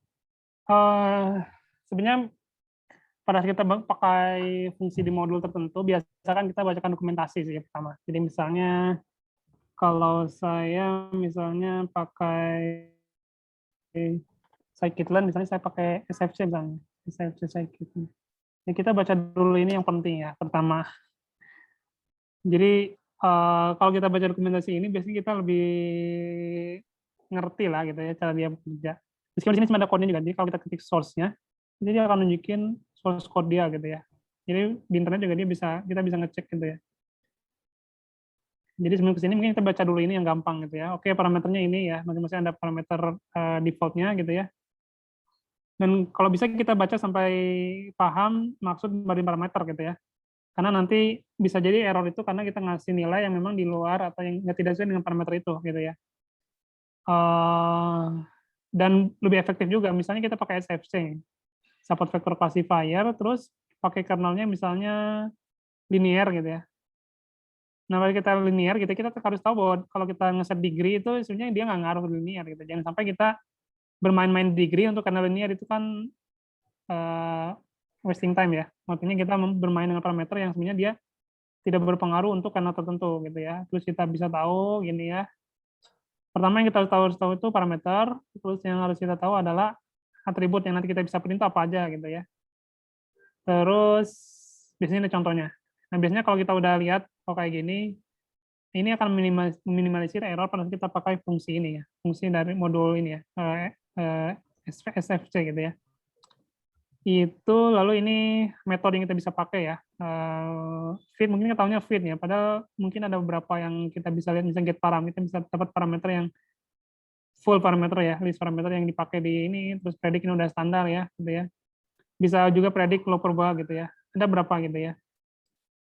Ini yang paling basic sih. Jadi jangan sampai kita pakai fungsi tapi belum baca dokumentasinya. Gitu. Membaca dulu dokumentasinya, yang kita tahu gitu ya. Nah kalau kalian atau teman-teman sudah mau yang lebih advance sih, kita bisa baca source-nya. Nanti di sini kita akan tahu SFC itu dia nginduknya ke base SFC, nanti ada base SFC di atas. Nah, ini full code ya. Full code. Oke. Ini SFC. Ini sebenarnya kalau kalian ingin tahu lebih ke teori gitu ya. Jadi di sini gimana mereka bekerja pada saat fitting gitu ya. Pada saat fitting dia ngecek C-nya berapa gitu ya. Ya kalau di code yang established ya pasti dia mainnya kelas ya, karena dia efektif untuk proses itu bisa diakses oleh kelas yang lain gitu ya. Ya kalian belajar, ya saya sarankan OOP udah nggak ada masalah ya di kelas. Kita bisa bongkar ini ya, bongkar ini. Kita tahu. Tapi prinsipnya di sini dia pasti manggil fungsi-fungsi kecil gitu ya, fungsi-fungsi kecil untuk bekerja gitu ya. Tapi ini untuk advance sih. Kalau kalian hanya pakai sih, kalau misalnya nggak masalah sih. Cuma baca yang ini gitu ya. Cuma kalau kalian nemu error yang berkaitan dengan si modul, emang itu levelnya udah agak lumayan ya. Kalian memang harus agak paham ya gimana dia bekerja gitu ya. Dia bekerja. Terutama nanti, karena biasanya nanti ya kalau kalian kurang beruntung nanti kalian dapat kondisi di mana dengan dataset tertentu nilainya none semua gitu ya. Prediksi none semua gitu ya. Nah itu udah lumayan sih kalau kayak gitu. Oke, itu ya memang kalau untuk yang mainnya di modul ini udah lumayan berat ya. Modul lumayan berat. Oke, itu mudah-mudahan jelas ya. Semoga membantu ya buat kawan yang memakai framework, namanya apalagi yang terkait kamu sebenarnya mungkin yang pakai banyak integrasi yang ini ditunggu kalau masih ada yang mau ditanyakan yang lain. Enggak.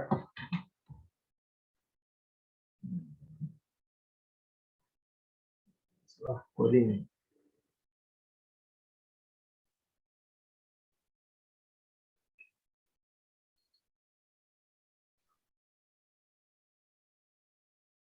Oke, yang mesti sambil menunggu biasa aja. Ini sambil mungkin saya mungkin kawan-kawan kan juga membutuhkan kalau saya pakai notebook placement seberapa, misalnya kadang-kadang kan kalau kita apalagi kalau pakai iterasi itu, karena kadang-kadang juga saya lihat mahasiswa ada yang jadi kayak ya pakai notebook tapi berakhirnya selnya itu panjang banget, satu sel itu bisa Ya. Tapi memisahkannya juga sulit karena itu kadang-kadang dalam nested dalam satu iterasi. Nah itu kira-kira ada saran nggak, apakah memang baiknya itu dipecah-pecah dari beberapa sel, terus kira-kira pecahnya gimana? Oke, sebenarnya itu lupa ya. Saya juga ingin menyampaikan thread itu ya. Jadi bentar, saya terus di bawah lah. Oke, jadi yang pertama memang kita perlu perencanaan ya, perlu perencanaan. Jadi kalau saya sih biasanya untuk ini harus di load yang auto. Jadi pada saat saya akan bikin code itu kita harus sudah punya rencana ya, harus punya rencana kira-kira project TA saya itu akan berapa tahap gitu ya. Terus bagaimana saya mengorganize code saya gitu ya untuk project ini gitu ya. Saya sering temukan memang mahasiswa itu untuk satu TA itu satu file gitu ya. Dan itu misalnya nggak efektif. Karena apa? Karena memang pada kita load itu mungkin agak berat gitu ya, agak berat. Terus bisa jadi ada proses yang secara running time lama, tapi dia tidak menyimpan informasi yang memang seharusnya didapat gitu ya, seharusnya disimpan. Sehingga jatuhnya harus running lagi gitu ya. Dan itu pernah saya temukan gitu ya. Dan itu harusnya dihindari gitu ya. Maka yang pertama memang kita harus mengorganize tahapan dari proyek yang kita lakukan. Misalnya satu saya akan proses. Oke, nah dari proses ini kita harus definisi apa output yang harus kita dapat dari sini. Misalnya outputnya itu adalah clean data gitu ya. Terus apa tipe data yang akan kita dapatkan di sini CSV dan maka di satu file ya, di satu file Jupyter Notebook itu kita hanya bermain dengan dataset. Kalau dataset kita preparasi gitu ya. Lalu misalnya ya kita taruhlah kita dapat line.csv plus test.csv gitu. Nah ini done gitu ya. Nah harusnya ini cuma satu Jupyter Notebook dan ini done di dua file ini gitu ya. Dan kedepannya kita nggak akan ngulang-ulang lagi data proses ini. Kenapa? Karena output ini tuh nanti akan digunakan untuk proses selanjutnya gitu ya. Oke. Ya. Feature selection misalnya. Feature selection. Oke, nanti misalnya di feature selection kita akan gunakan trend.csv. Trend.csv. Ya, lalu keluarannya apa gitu. Nah, kita harus bikin. Oke, kalau feature selection-nya taruhlah misalnya kita pakai genetic algorithm atau GA misalnya. Dan GA itu lama ya. Oke, GA itu lama, lumayan lama ya, tergantung data ya. Tapi secara umum dia untuk generasi yang banyak ya, itu lumayan lama gitu ya. Nah, maka sebelum kita tiba-tiba running GA gitu ya, kita harus pastikan dulu kita mendapatkan informasi yang perlu didapatkan dari running itu. Jangan sampai kita udah running 5 jam gitu ya. Tapi yang kita dapat misalnya cuma final feature misalnya.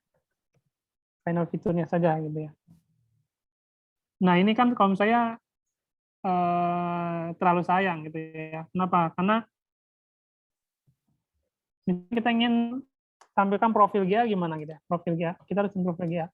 Misalnya profil GA itu ditampilkan dengan plot antara misalnya generation ya, generation terhadap performa misalnya. Misalnya performanya bisa loss atau akurasi gitu ya.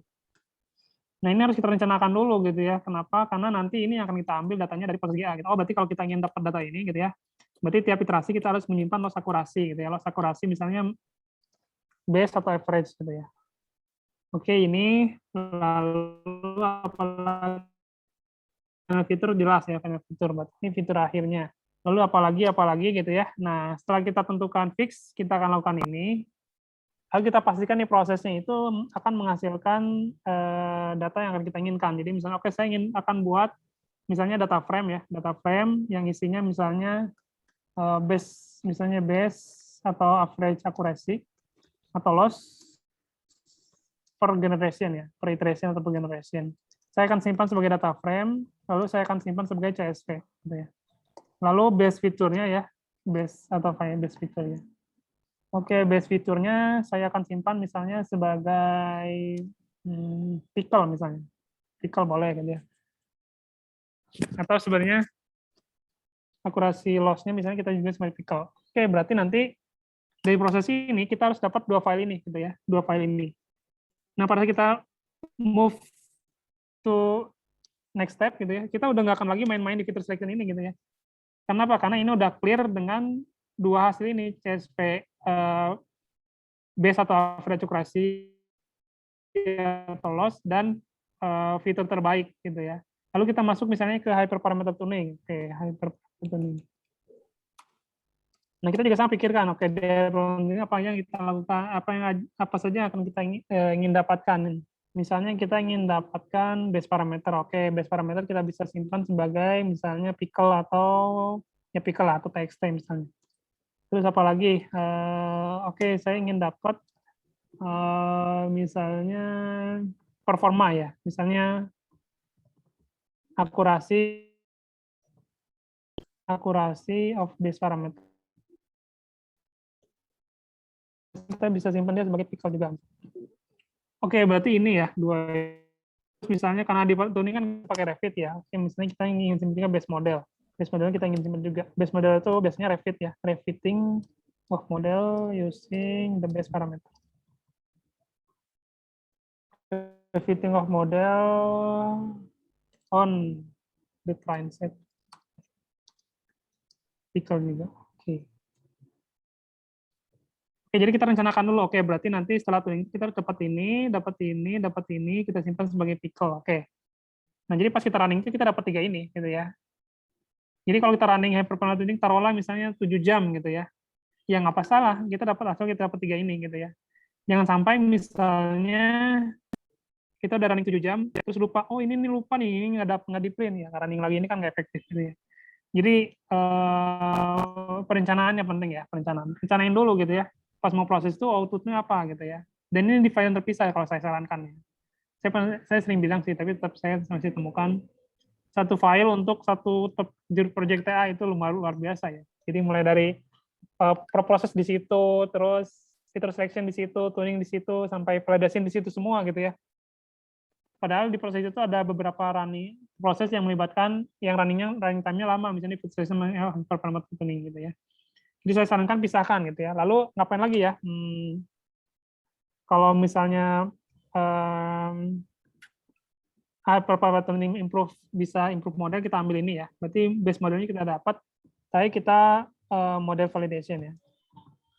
Model validation kan di sini tinggal predict ya. Predict. Karena fittingnya udah di sini ya. Kalau pakai yang hyperparameter tuning, fittingnya udah di sini. Nah, nanti tinggal predict. Nah, prediknya tinggal kita simpan misalnya sebagai pred.csv misalnya untuk data trend dan data test. Selanjutnya kita tinggal hitung misalnya validation parameternya. di prediction parameter kan sebenarnya tinggal membandingkan aktual versus prediction gitu ya. Jadi jangan sampai kita predik berulang-ulang padahal yang kita datanya udah ada gitu ya. Jadi ini, nah di sini kan sebenarnya lebih ringan ya. Jadi tinggal predik, misalnya ke CSV lalu terakhir kita ingin gitu ya. Nah dan tiap tahap ini bagusnya dilakukan di file yang berbeda gitu ya. Ini di sini gitu ya. Sehingga pada kita move dari satu tahap ke tahap berikutnya itu kita sudah tidak lagi memikirkan proses di tahap sebelumnya gitu ya. Dan di sini kita udah nggak bikin dataset karena datasnya udah clear, kita dapat trend sama test. Di sini kita udah nggak bikin feature selection karena di sini kita dapat base fiturnya. Base fitur ini yang akan kita pakai di sini gitu ya. Jadi kalau kita punya 1000 fitur, di sini udah dapat 10 terbaik ya yang dipakai di sini yang 10 itu gitu ya. Di sini kita dapat parameter terbaik, masuk ke sini kita udah nggak mikir lagi tuning, kita cukup mikir bahkan base modelnya udah dapat base-nya. Kalau di modelnya bisa simpan gitu ya. Penyimpan di pickle ini yang sebenarnya jangan mungkin trend test masih sering ya. Karena yang pickle ini kenapa penting? Karena proses fitting itu lama ya. Kalau kalian pakai KNN, mungkin naive bias, yaitu ensemble ya. Ya pada sekalian fitting mungkin nggak terlalu masalah ya. Paling cuma berapa menit gitu ya. Tapi kalau kalian udah pakai deep learning ya, misalnya kalian fitting CNN gitu ya. Nah, model yang didapat itu udah sangat berharga gitu ya. Karena sekali fitting itu mungkin bisa 3 jam gitu ya. Biasanya kalau untuk CNN atau deep learning kita bisa pakainya di H5 ya biasanya. Di H5 file ya, H5 model. Nah, ini jadi berharga. Kenapa? Untuk dapat ini kita nunggu sekian jam gitu ya. Jangan sampai kita running sekian jam gitu ya, tapi kita nggak nyimpan modelnya gitu ya. Sehingga pada saat kita validasi, kita fitting ulang, fitting ulang, lalu predik, itu kan nggak efektif gitu ya. Nah, maka pickling nih yang agak jarang dilakukan mahasiswa ya. Jadi kita simpan model atau parameter gitu ya, untuk dilakukan di tahap berikutnya. Jadi sequence-nya jelas gitu ya. Oke, saya punya 5 tahap. Di tahap ini keluarannya apa? Keluarannya akan dipakai di tahap berikutnya. Dari sini keluarannya apa? Keluarannya akan dipakai tahap berikutnya. Di sini keluarannya apa? Sampai di final ya, di model validation. Dan itu jauh akan lebih efektif ya dibandingkan saya punya satu file gitu ya. Semua situ gitu ya. Lanjut di situ terus gitu ya. Sehingga nanti pas kita load biasanya mungkin agak lama ya. Kalau prosesnya ya yang ngeceknya juga agak susah ya. Misalnya kita yang ngecek di model validation nih, tapi di file itu tuh ada juga proses feature selection sama hyperpenonton tuning gitu ya. Jadi kita nggak bisa loncat ke sini kan biasanya, harusnya kecuali kalau di tiap ini kita simpan keluar ya, simpan keluar. Sehingga kita misalnya di satu notebook itu kita start dari line keberapa, di sel keberapa itu bisa, asal di proses selanjutnya kita simpan dia sebagai output pickle atau sejenisnya CSV dan lain-lain. Kan mungkin itu ya, ini penting sih kalau untuk mahasiswa gitu ya, karena kalau saya temukan kebanyakan masih bikin code bikin ya mengumpulkan code di satu file ya untuk satu project, dan itu kalau menurut saya tidak terlalu efektif ya. Jadi mungkin harus dibiasakan ya planning ya. Dia penting di planning gitu ya, penting di planning tahapnya di mana saja, tiap tahap outputnya apa saja gitu ya. Pastikan informasi yang kita ingin dapat dari proses yang running time lama itu kita dapat gitu ya. Jangan sampai wah lupa nih ini belum di running lagi 5 jam gitu ya. Kecuali kalau misalnya, tapi biasanya ada beberapa tahap yang memang biasanya lama gitu ya. Makanya kalau ngitungnya lama, pastikan informasi yang perlu kita dapat itu dikeluarkan dan disimpan di bentuk tertentu gitu ya. Oke, kita mungkin Pak Adit ya, sorry. Oke, ya makasih Pak Isman. Tadi udah lengkap ya, jadi memang usaha mahasiswa itu tidak menumpuk semua di satu sel atau satu file. Oke, ini mungkin terakhir ada pertanyaan dari salah satu peserta. Ini mungkin sempat sudah dibahas ya, cuma mungkin nanti Pak Isman ada tambahan. Pak, ada tips nggak Pak kalau mau lihat codingan kita itu sedang berjalan atau tidak untuk coding yang lama prosesnya? Jadi misal codingnya butuh waktu 3 jam, apakah ada cara untuk melihat codingnya itu sebenarnya masih jalan atau crash? Oke, pertanyaan bagus ya. Jadi kalau kita tahu ya proses coding itu akan lama gitu ya, memang kita harus pastikan dulu, kita tes dulu ke case yang simple sih harusnya. Jadi misalnya dia akan lama karena misalnya dataset kita banyak gitu ya, dataset kita banyak, atau lama itu karena proses perhitungannya memang lama gitu ya. Tapi cara paling sederhana kita cek ke dataset yang sederhana dulu gitu ya. Kira-kira dia sampai sekian iterasi ada error nggak gitu ya. Kalau misalnya nggak ada error ya kemungkinan ya, nggak pasti juga ya, kemungkinan di dataset yang besar mungkin juga lancar gitu ya. Atau biasanya kita main di verbose ya. Verbose itu biasanya di tiap fungsi ada verbose. Verbose itu dia bisa ngeprint hal-hal yang memang misalnya kita bisa gunakan acuan untuk mengestimasi gitu ya. Misalnya di hyperparameter kuning ada di grid CV itu verbose-nya kita bisa atur 1 atau 2. 0, 1, 2 ya. Kalau 0 itu dia nggak ngeprint sama sekali, 1 ada tapi masih minim informasi, 2 banyak gitu ya. Kalau kita atur verbose 2, itu kita tahu gitu ya. Misalnya kita punya sekian parameter yang akan dioptimasi ya gitu. Terus kita bisa ngitung kombinasinya berapa, itu kan gampang gitu ya. Nah, nanti di proses tuning ya, kalau verbose-nya 2, biasanya dia ngeprint kombinasi parameter, terus skornya berapa, kombinasi parameter segala berapa.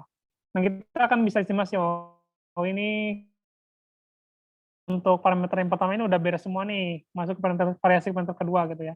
Jadi meskipun lama kita bisa estimasi gitu ya, kita bisa estimasi. Atau kalau misalnya prosesnya kita yang bikin sendiri, itu kita bisa pakai namanya monitoring bar ya, pakai TQDM namanya. Kalian bisa pakai TQDM, coba dicek ya, TQDM ya. Jadi TQDM itu kita bisa ngeprint iterasi sebagai progress bar. Jadi pas kita running, progress bar-nya ada kelihatan.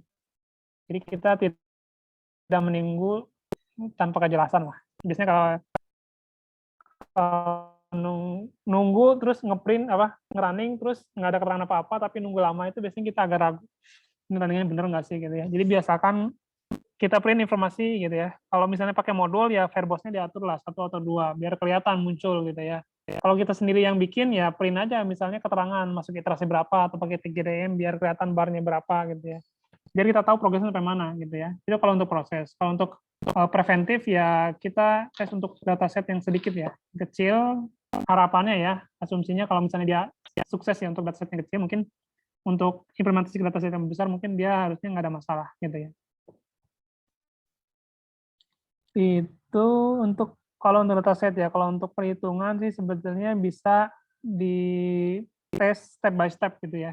Jadi kalau misalnya kita punya proses perhitungan yang sekian baris gitu ya, ya kalau untuk memastikan ya bisa kita ujikan terhadap dataset yang cukup ya, tidak terlalu banyak, terlalu sedikit. Terus per prosesnya kita pastikan dia tidak error dan menghasilkan output yang sesuai dengan kita inginkan. Gitu. Kalau kita bikin sendiri ya gitu ya.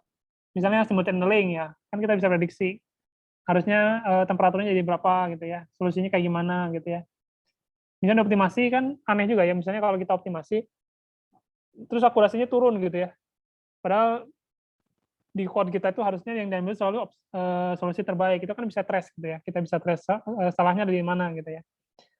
Jadi pendekatannya 2 ya. Kalau basisnya dataset dan kita pakai modul yang udah jadi, ya kita bisa tes dulu pakai dataset yang lebih sedikit misalnya. Kalau basisnya perhitungan dan perhitungan code-nya kita buat sendiri, kita bisa trace line by line gitu ya. Untuk memastikan 2 hal. Pertama, code-nya tidak error. Yang kedua, code-nya menghasilkan output yang sesuai dengan kita inginkan gitu ya. Oke, itu mungkin Pak Adit. Oke, terima kasih banyak Pak Isman. Berhubungnya udah 14.50 ya, mungkin kita cukupkan dulu ya. Ya seperti itu buat rekan-rekan mahasiswa, jangan lupa diisi presensinya. Terus juga ya saya mewakili dari tim Universitas STA dari IF. Ya mengucapkan terima kasih kepada Pak Isman atas semua sarannya tadi ya. Ya semoga ini akan bermanfaat buat kawan-kawan yang lagi TA maupun masih akan baru ngambil ya, karena ada beberapa yang masih ngambil proposal ya. Jadi mungkin ini tahap awal ya, karena salah satu hal yang paling membingungkan dan bikin stres itu juga kadang-kadang yang dalam hal coding. Kadang-kadang ya topik TA-nya mungkin sederhana tapi karena codingnya error gitu bisa bikin frustrasi. Oke, mungkin itu cukup aja, kita cukupkan sekian untuk pertemuan siang hari ini. Sekali lagi saya ingatkan buat rekan-rekan untuk mengisi presensi, formulir saya sudah cantumkan di kolom chat, dan ya nanti insya Allah rekaman akan dikirim ke email yang terdaftar di daftar presensi tersebut. Untuk Pak Isman sendiri nanti untuk sertifikat pembicara juga insya Allah akan kami kirimkan setelah ini. Oke, itu saja mungkin kita cukupkan sekian. Apabila tidak ada tambahan atau pertanyaan, ya banyak salah yang mohon maaf dari penyelenggara. Jangan lupa besok masih ada sesi 3 dan 4 di jam yang sama, itu jam 9 dan jam 1. Oke, sekali lagi terima kasih buat Pak Iswan maupun teman-teman mahasiswa yang sudah menyempatkan hadir. Wassalamualaikum warahmatullahi wabarakatuh. Waalaikumsalam. Terima kasih Pak Iswan.